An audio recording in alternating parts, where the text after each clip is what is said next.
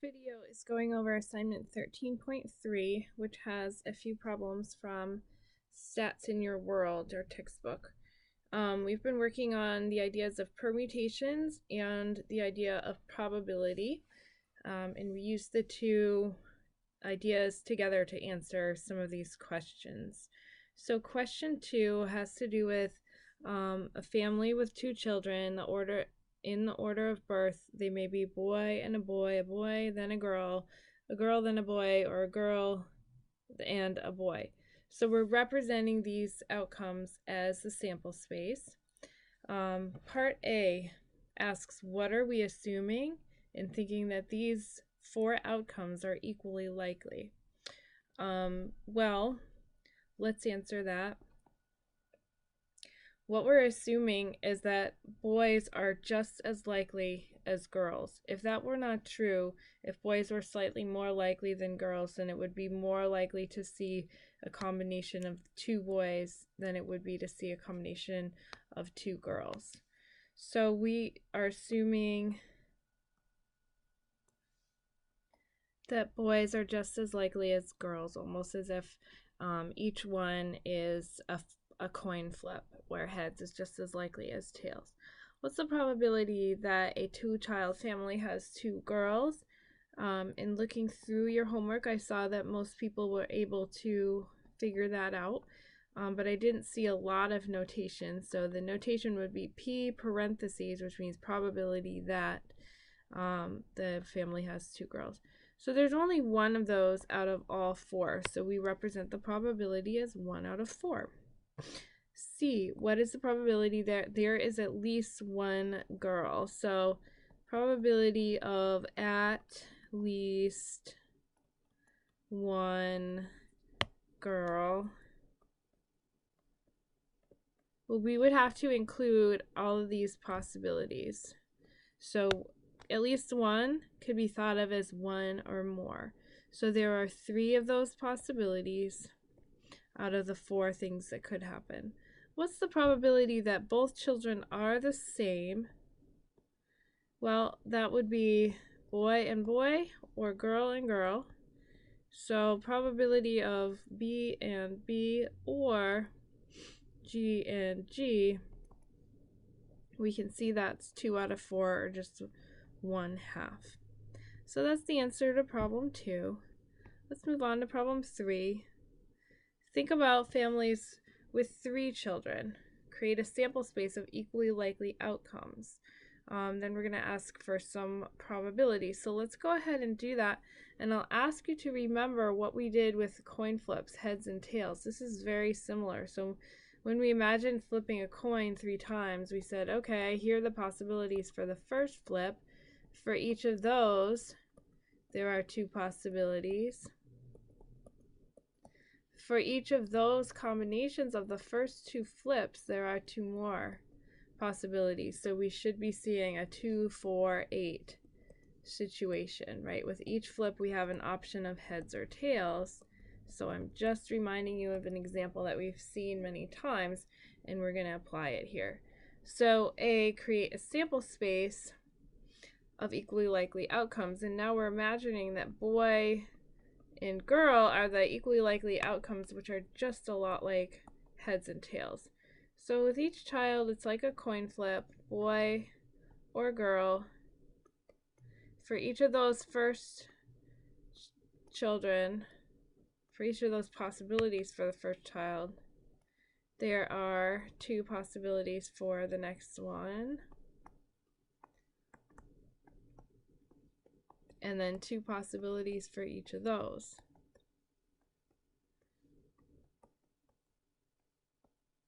Okay, so the problem asks for the sample space. This tree diagram is a way of organizing the information to generate the sample space. But the sample space should be just a list of all possible outcomes. So I'll pause the video and write those down now.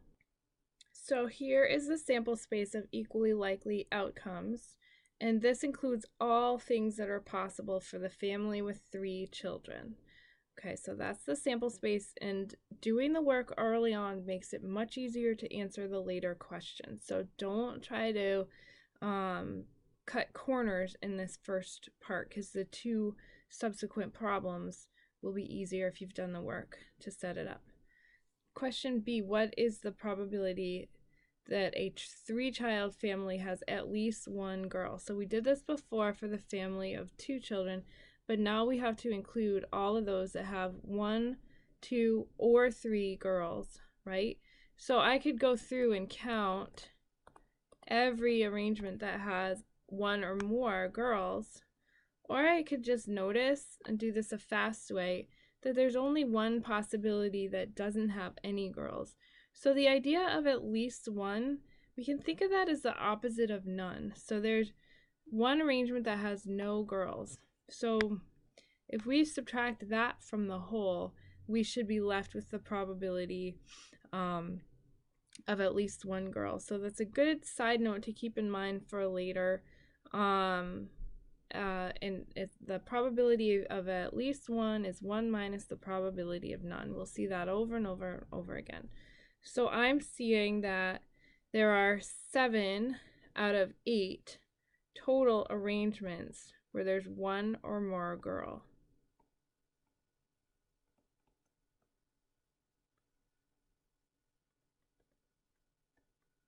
So that probability is 7 out of 8. Okay, last question. What's the probability that there are both boys and girls in the family? So let's look at this. It doesn't say how many, we just have to have one, at least one of each. So here's an arrangement that has boy and girl. Here's one, here's one, here's one, here's one, and here's one. Anything except for the arrangements that only have one kind of child would be considered an arrangement that has both boys and girls. So notice that if we take away those 2 arrangements, we're left with 6, and the probability is then 6 out of 8. Let's write B and G.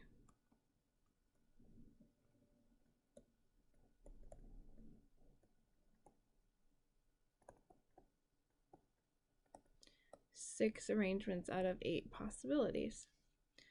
Okay, so that's question 3.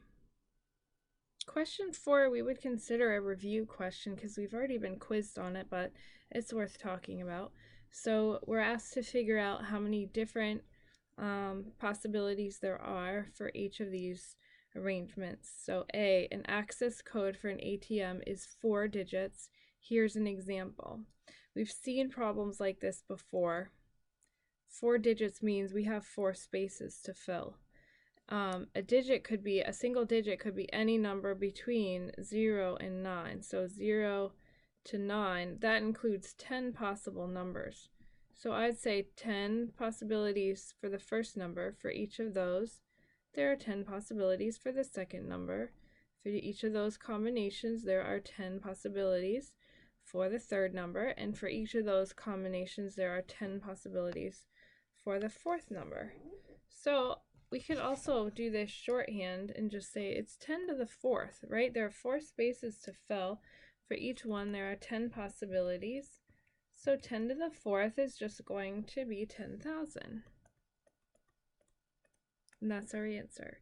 B, the login code for an email site is 5 characters. So right away we know 5 spaces to fill. 1, 2, 3, 4, 5. Alternating letter, digit, letter, digit, letter. There's an example.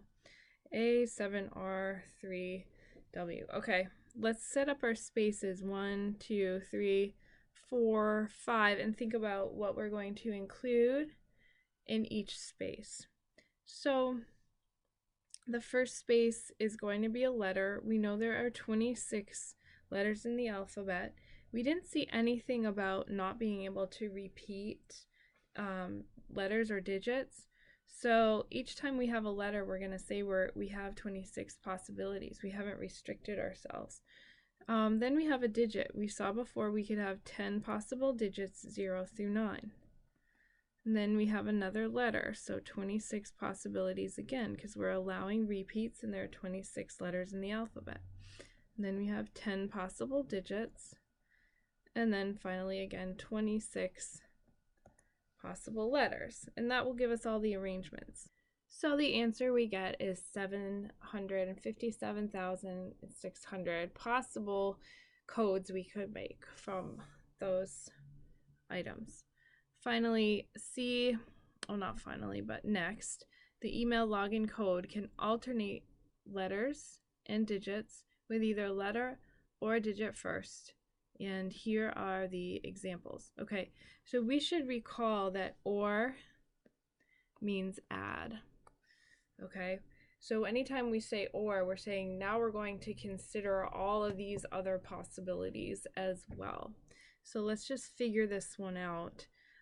We've pretty much already done the number of combinations for the first type of arrangement. Okay, so notice we're having different kinds of alternating. Okay, so let's see. So I've got what I had before, where I have letter, digit, letter, digit, letter. But now I could also have an arrangement that is digit, letter, digit, letter, digit, letter, digit, letter, digit. Okay, so I've got to do what I did before. I have 26 possibilities for the letters, 10 possibilities for the digits. Now I'm going to start with a digit, so I have 10 possibilities, and then 26 possibilities for the letter, then 10, then 26, then 10. Okay, so maybe I'll just go ahead and write this shorthand. Since I figured out the math, I've got 26 to the third times 10 squared plus, just because the order of multiplication just doesn't matter. So then I have 10 to the third times 26 squared. Okay, and I want to make sure I'm adding those two things because I'm considering either or as possibilities. So we know that's going to be a very large number. Okay, not, well, let's see what it is. So if I've done all my calculations right, I get a number that is over 2 million. So that's the total number of groupings I can make for this code. Finally, let's do D. The email login code can be any mixture of letters and digits in any order, and it is case sensitive. Okay, so let's figure this out. So I could have any 3 letters and any 2 digits. Okay, so if it doesn't matter, I'll just go ahead and figure out the letters first, and then I'll do the digits later. Let me do this because that's helpful.